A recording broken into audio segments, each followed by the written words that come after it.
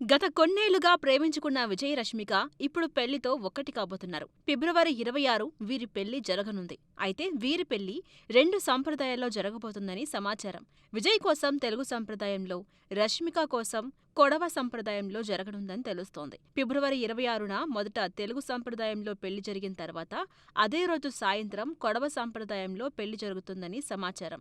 రష్మిక కర్ణాటకలోని కూర్గు వద్ద ఉండే కొడవ వర్గానికి చెందిన అమ్మాయి. ఈ కొడవ సంప్రదాయంలో పెళ్లి ఎలా జరుగుతుంది అంటే, కొడవ ప్రజలకు కావేరీ నదే దేవత. కొడవ సంప్రదాయ పద్ధతిలో పెళ్లికి మంగళసూత్రం ఉండదు. ఒక బంగారు కాయిన్ తాడుకి కట్టి దాన్ని పెళ్లి కూతురు భుజానికి కడతారు. అలాగే పెళ్లిలో పురోహితుడు ఉండడు.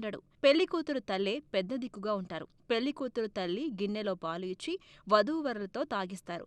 పెళ్లి కూతురు రెడ్ కలర్ చీర కడతారు. చీర కట్టే పద్ధతి కూడా డిఫరెంట్ గా ఉంటుంది. పెళ్లికి పెళ్లి కూతురు ఓ చిన్న బిందె లేదా చెంబుతో నీళ్లు తీసుకొస్తుంది. వెంట ఇద్దరు వదినలు లేదా మరదలు కూడా నీళ్లు తీసుకొస్తారు. పెళ్లి కొడుకు సిక్కుల తరహాలో కత్తి పట్టుకుంటారు. పెళ్లి కూతురుకు కూడా చిన్నగా తలపాగా లాంటిది కడతారు. కొడవ పెళ్లిళ్లలో అత్యంత ముఖ్యమైనది డాన్స్, మ్యూజిక్. ప్రత్యేకమైన డాన్స్ ఉంటుంది. పెళ్లికి వెళ్లేదే డాన్స్ చూడ్డానికి అని చాలా మంది అంటారు. కొడవ ప్రజలు లీగల్ గా గన్ వాడుకోవచ్చు. పెళ్లిలో కూడా గన్ సెల్యూట్ తరహాలో గన్స్ తో సంబరాలు చేస్తారు. ఇక వీరి ఆభరణాల్లో ముఖ్యంగా కొక్కె తాతి అనేది ఉంటుంది.